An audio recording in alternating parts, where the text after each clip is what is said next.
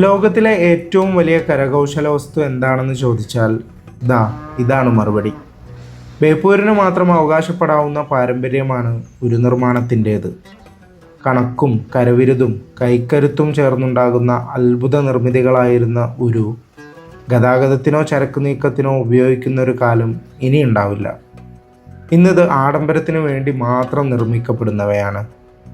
ഉരുനിർമ്മാണത്തിന് പേര് കേട്ടതുകൊണ്ടാവണം ഉരുവിൻ്റെ ചെറിയ മാതൃകകൾ നിർമ്മിക്കുന്ന സ്ഥാപനങ്ങളും ബേപ്പൂരിൽ സജീവമാണ്. വീടുകൾക്കും സ്ഥാപനങ്ങൾക്കും അലങ്കാരമായിക്കൊണ്ട് വിവിധ വലിപ്പത്തിൽ നിർമ്മിക്കപ്പെടുന്ന ഈ കുഞ്ഞന്മാർക്ക് ഒട്ടേറെ ആവശ്യക്കാരാണ്.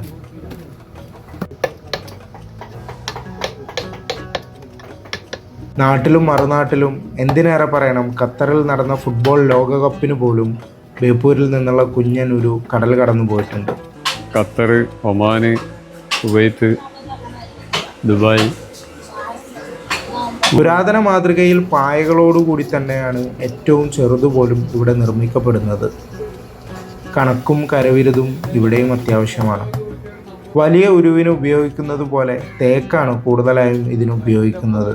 തേക്കാണ് കൂടുതൽ എക്സ്പോർട്ട് ചെയ്യുന്നത്. തേക്ക്, മാഞ്ചിയം, മഹാഗണി. വലുത് ഈ വലിപ്പം വരുമ്പോൾ മഹാഗണിയിലേക്ക് പോകും.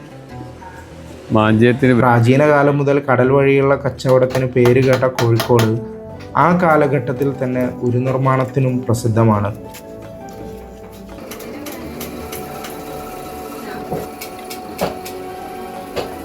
നൂറ്റാണ്ടുകൾ പഴക്കമുള്ള ഈ പെരുമ തന്നെയാണ് ഈ കുഞ്ഞൻ രൂപങ്ങളാൽ ഇന്നും ലോകം മുഴുക്കെ നിലനിന്നു പോകുന്നത്.